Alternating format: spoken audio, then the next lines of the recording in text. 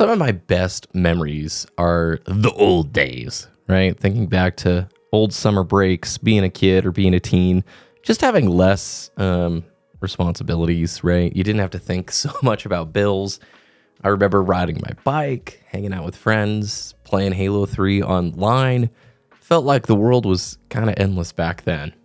Every day, sort of an adventure. Hours getting lost in games like Ocarina of Time. It wasn't just about the gaming, it was kind of that freedom of being a kid or a teen, the simplicity. You didn't really have to think as much about the future because the present moment was all that mattered. You could just sort of be, whether it was staying up late, watching a show with your family, playing outside or whatever. Life is different as you grow up. And you know what? That is like an okay thing.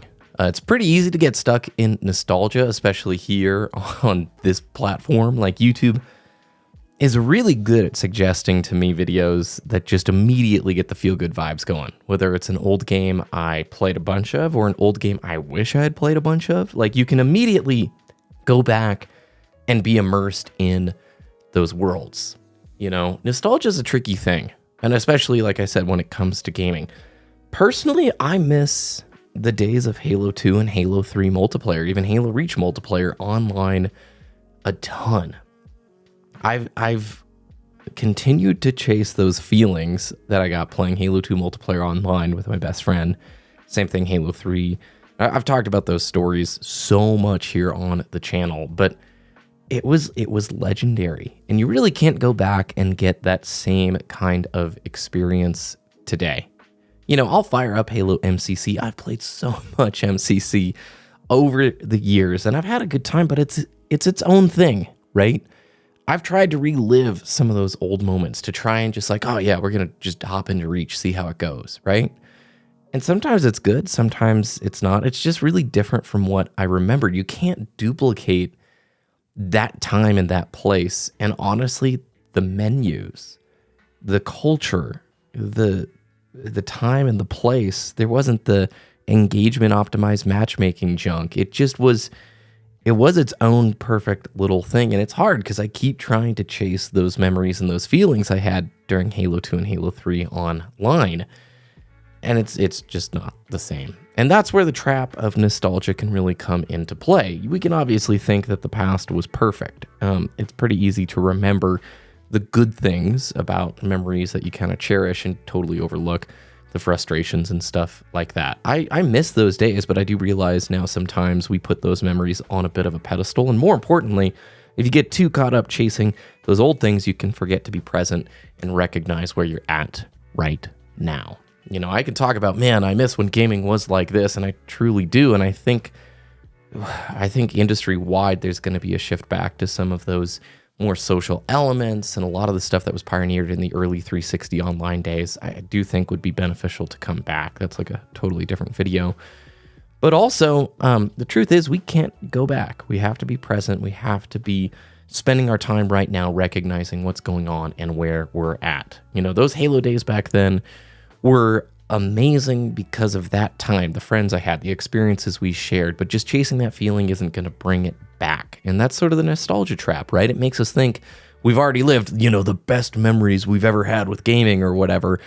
Or get caught up in an era. I'm sure you have friends who got stuck in their high school era and kind of peaked there. And don't ever get stuck in one of those eras. I want to talk about, there's a ski filmmaker, he passed away a few years ago, named Warren Miller.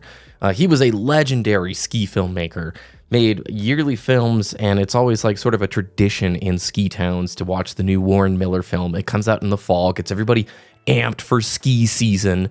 And this was something I would do with my dad growing up is, you know, we'd go watch the new latest Warren Miller, and he always would do voiceover. And it's a typical ski film. You'd have snowboarding in these 6 segments, just ripping powder.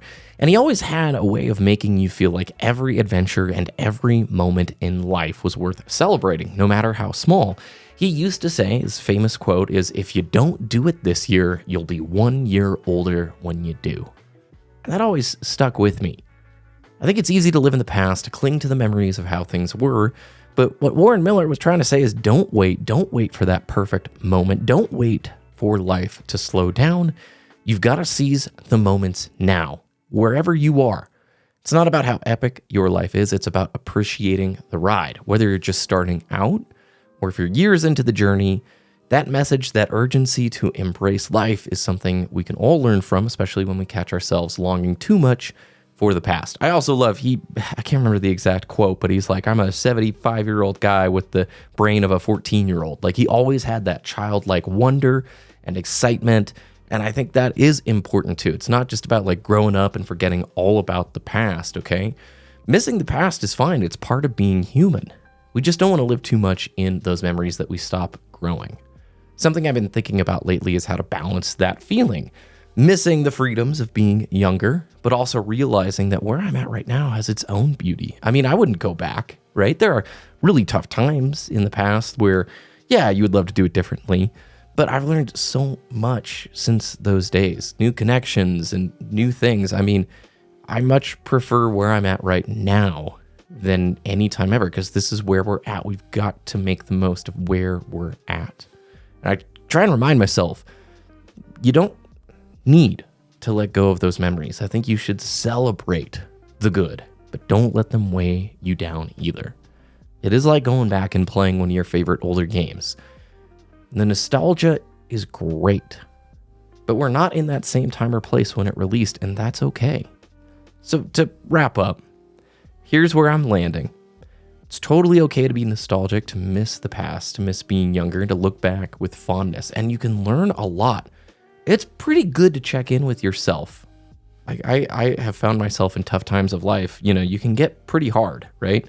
You can, in order to protect yourself from pain, you can harden up and sort of miss out on who you were when you were younger, right? If you lock away some of those joys and personality traits and stuff just to try and protect yourself, right? But you also have to live in the present and recognize that you do change, right? As Warren Miller said, if you don't do it this year, you'll be 1 year older when you do. That means you got to go for it now. You got to make the most of where you're at, whether we're gaming or working or just spending time with the people we love. There is beauty in every stage of life, and it's not always easy, but it's part of the journey, you know?